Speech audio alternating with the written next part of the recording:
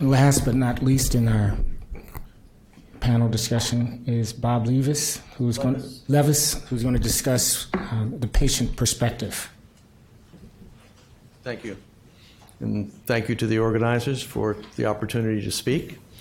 I have been genetically modified, actually, twice. Once in 2017 and most recently 2017, but initially in 2013 with as one of the first CAR T patients at Penn Medicine. The first dosage trial, I was actually patient number 4 for chronic lymphocytic leukemia. I'll go back. How did I get there? I was diagnosed with CLL in 2002. I was living in Singapore at the time on a business assignment. Slow progressing variety, 13q deletion. So for the next 6 years, I continued working in Singapore until my lymphocyte count got high enough that I had to be treated. I was treated initially with FCR, fludarabine, Cytoxan, Rituxan. That put me into about a 3.5 year remission. And then I relapsed, and I relapsed, unfortunately, to the most aggressive type of CLL, 17P. Very aggressive, and my CLL moved very rapidly. So at that time, there was a drug, ibrutinib, an oral kinase inhibitor, blocked the BTK pathway that stops the formation of cancerous lymphocytes. It was working well. John Bird out at Ohio State was working on it, heard a lot about it, talked a lot with a lot of people who were on it. So I tried to get in on that drug, but the only way was to sign up for a randomized trial, which I did at Penn. And I was randomized to the comparison drug, ofatumumab. Unfortunately, I didn't get on the ibrutinib. Ofatumumab, 8 weeks on that, infusions, didn't work. My CLL progressed more rapidly. And at that time, Pharmacyclics was not offering a crossover to the drug that was working so well. So fortunately, at that point, I had about 3 or 4 pounds of tumor burden.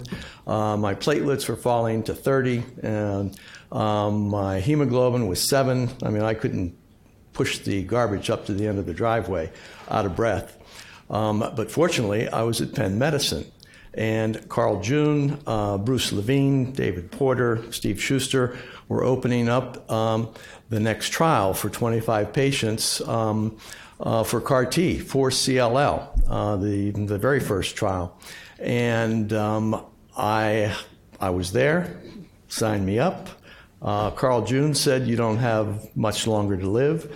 So this was my only option.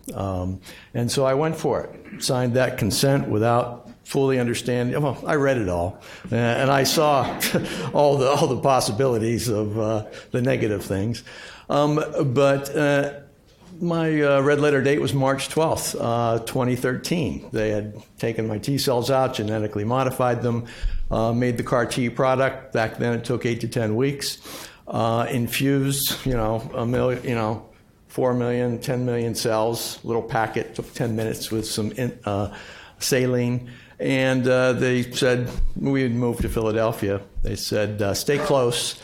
You get ready for, Mr. Toad's wild ride. And sure enough, 8 days later, I developed these fevers, was hospitalized, 101, 104, heart rate elevated. It was horrible.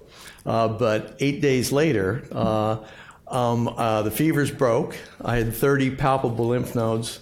They were gone, back to normal. My hemoglobin started to come up. My platelets started to come up. Oh, excuse me. And a bone marrow biopsy a month later showed that no CLL, undetectable.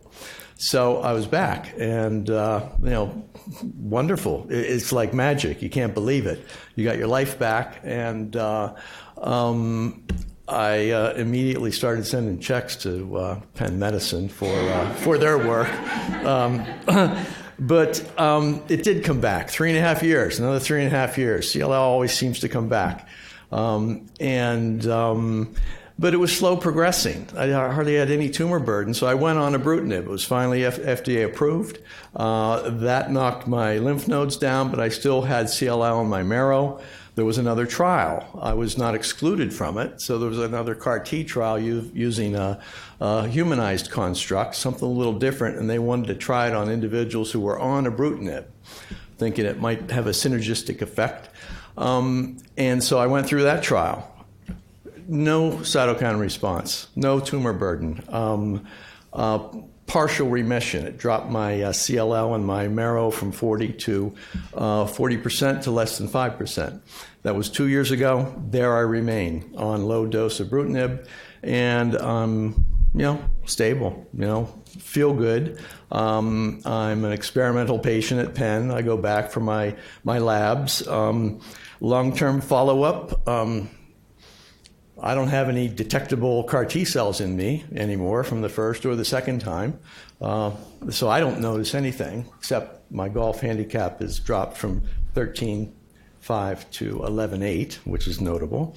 I think the real value was probably the near-term use of my cells and all the cells from all those patients to understand what are the resistance mechanisms. Why doesn't it work? Why are there PRs versus no response versus complete response? Answer the questions. Do you need to get a real deep upfront kill of all those, the lymphoma or the ALL or the CLL? Or do you need memory cells in there in order to have long-term persistence? There's still not a clear answer to that question. And then what about reactivation? What might reactivate these cells? And for some conditions, might there be a booster required after a certain period of time for certain cancers? And so save those, freeze those T cells, freeze those CAR T cells, save them, because the younger the T cells are, the healthier and stronger they are.